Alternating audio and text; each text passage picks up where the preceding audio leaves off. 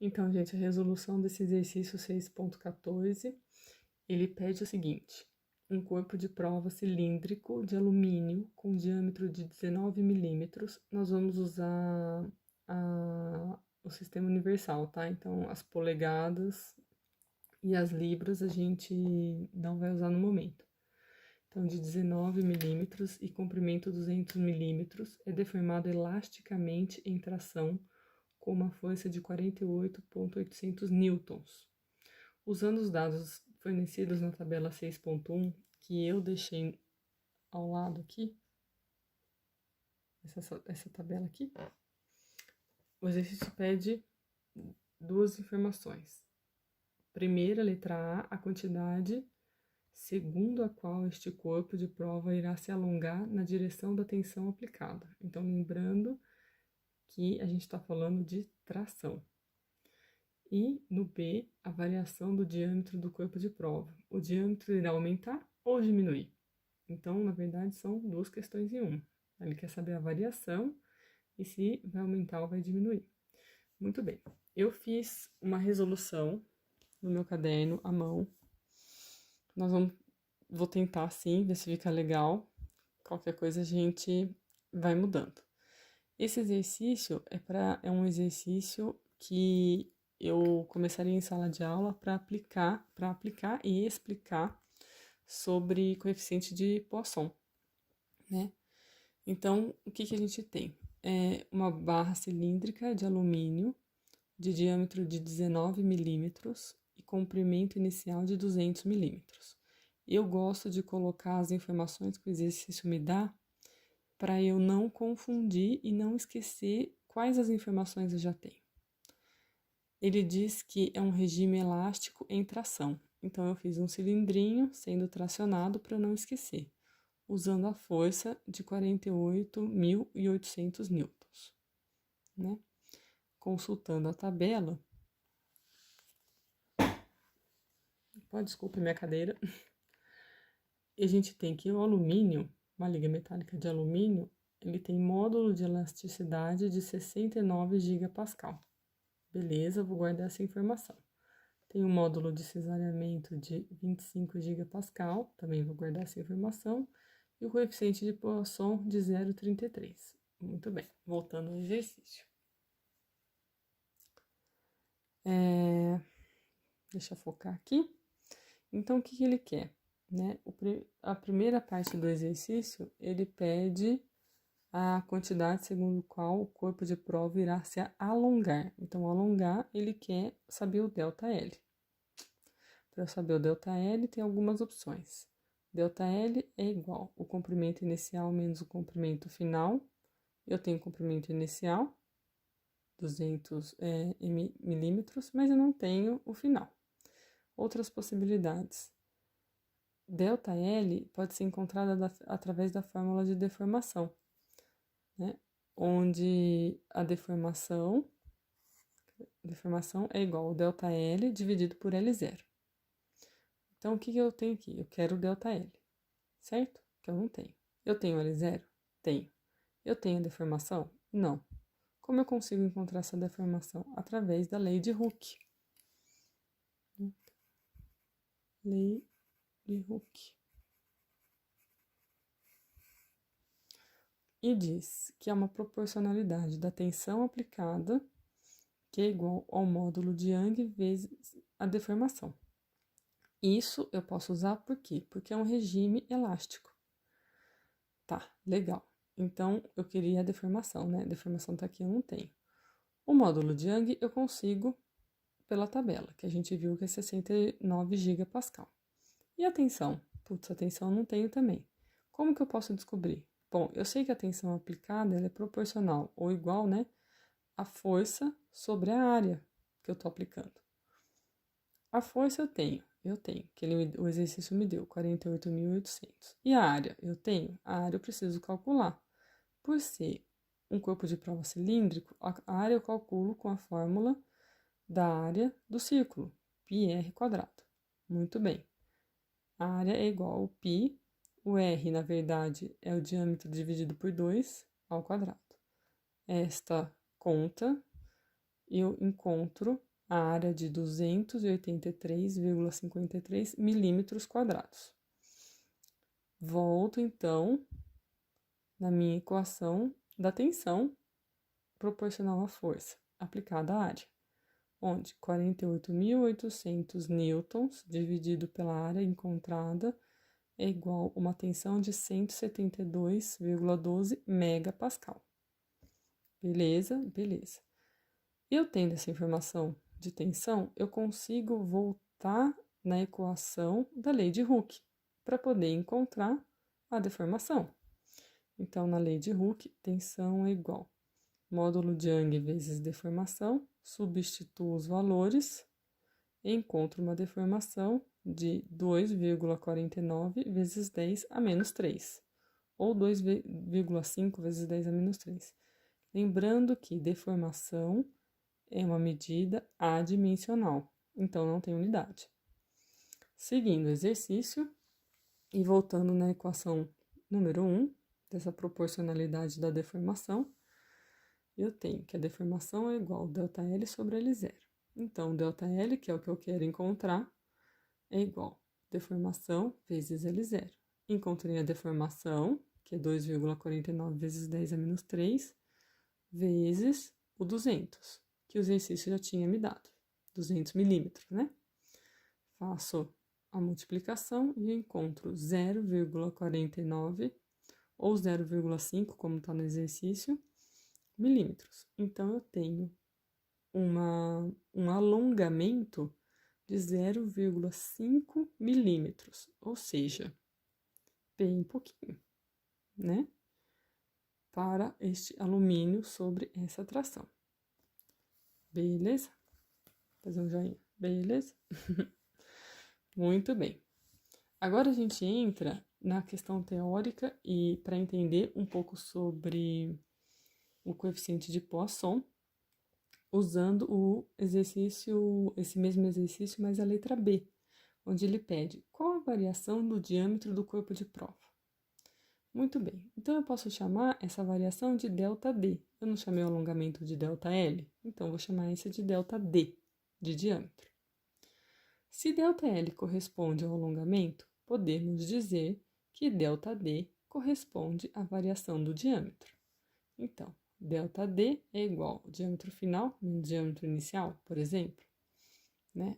Ou, portanto, né, a deformação do diâmetro é igual ao ΔD dividido por D0. E como que funciona essa deformação? Esse cilindro que está desenhado pontilhado é o cilindro antes de sofrer tração, né? Quando ele sofre uma tração, o que acontece? O comprimento inicial ele é alongado para o comprimento final. E o que acontece com o diâmetro? O diâmetro inicial ele é reduzido para o diâmetro final, né? Pensando que o sentido dessa tração corresponde a coordenadas, a gente tem então o eixo X, o eixo Y e o eixo Z. Essa tração, ela pode ser considerada, né, realizada no eixo Z. E o que acontece com a deformação no eixo Y e no eixo X? Essa deformação, ela é igual. Se eu pensar que tem um eixo Y saindo daqui e um eixo X saindo daqui e o Z saindo daqui, o que deforma para Y, deforma para X, né? O que muda é a deformação do Z, do eixo Z, em relação a esse X e a esse Y. Muito bem. Considerando os eixos X e Y axiais e o material isotrópico, esse conceito de isotrópico, eu queria que vocês dessem uma olhada no Callister, mas ele corresponde à resposta do material, né? Como que é essa resposta? Se esse material é isotrópico, então a deformação em X e a deformação em Y, elas são iguais. Para medir essa deformação axial, ou seja, do eixo Z, faça uso da relação entre as deformações de X ou Y, que eles são iguais, e Z. Essa relação é conhecida como coeficiente de Poisson e representado por esse para essa letrinha aqui. É um V tortinho mesmo, tá, gente?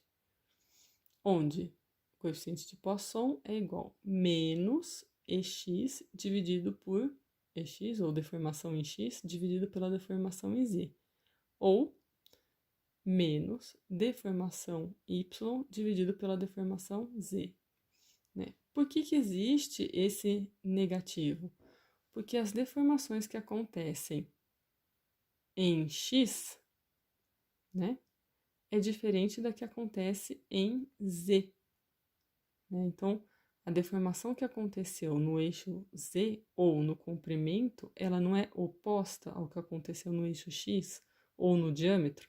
Por que ela é oposta? O comprimento eu alonguei, ou seja, aumentei, e o diâmetro eu diminuí, ou seja, reduzi o diâmetro. Por isso que são opostas e por isso a importância do sinal negativo. Então, voltando ao exercício.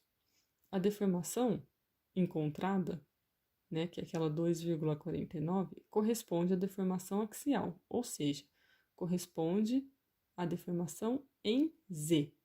Então, aquele valor que nós encontramos de 2,49 vezes 10 a menos 3 corresponde à deformação em Z.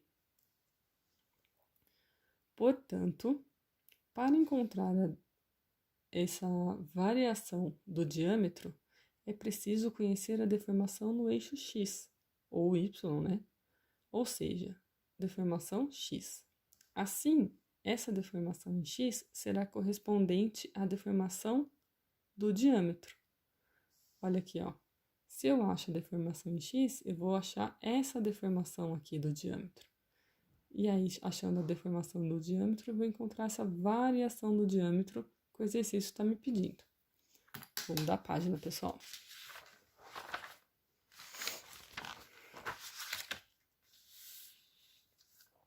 Muito bem. Então, nós temos que a variação do diâmetro corresponde à variação, ou melhor, à deformação do eixo X. E a deformação do comprimento corresponde à deformação do eixo Z. Nós temos, então, a deformação do comprimento, deformação L, 2,49 vezes 10 a menos 3, que a gente encontrou anteriormente. E usando o coeficiente de Poisson, a formulazinha, nós temos que o coeficiente é igual a menos deformação em X dividido por deformação em Z, né? Ou, no nosso caso, menos deformação de diâmetro dividido pela deformação do comprimento. Consultando esta tabela, né, que nós temos, que o exercício nos deu aqui, o coeficiente de Poisson, deixa eu dar um zoom aqui, o coeficiente de Poisson do alumínio é 0,33. Então, voltando ao exercício, coeficiente de Poisson do alumínio, 0,33.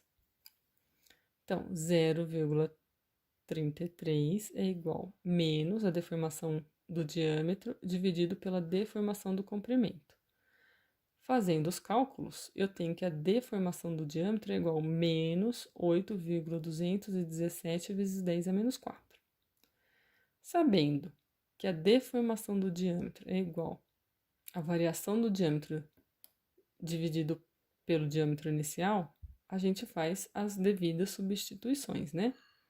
Então, o delta faz a regra de 3, esse passa para cá multiplicando, então eu tenho que delta D, ou a variação do diâmetro, é igual ao ED, que eu encontrei aqui, vezes o diâmetro inicial que o exercício forneceu, que era 19.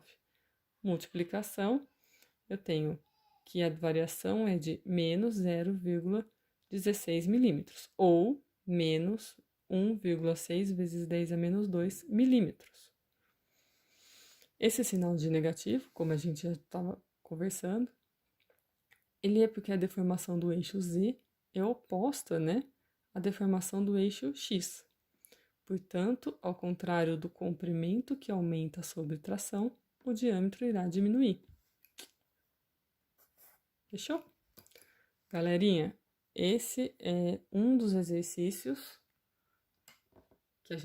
que eu fiz com vocês. Ainda tem o exercício 2, 3 e 4. que estão aqui. O 2. O 3. Esse 4 aqui é um exercício bastante interessante porque ele envolve seleção de materiais. Então, são exercícios bem longos, né? Juntem-se, façam grupos, discutam o exercício. Por favor, se forem consultar exercício resolvido, entendam um exercício, tá? Eu sei que, infelizmente, vocês fazem uso dessa prática, mas se o fizerem, entendam o exercício. O mais importante é entender o desenvolvimento e o porquê. Se vocês tiverem alguma dúvida durante essa semana, mandem e-mail. Eu vou tentar ver com mais frequência esses pedidos, né? Mas o principal é tentarem fazer. Quando eu falo juntos, não é ao vivo, hein, galera? Não é para se encontrar. Mas discutam em grupos, tá bom? Obrigada, se cuidem, não saiam de casa e espero vê-los logo.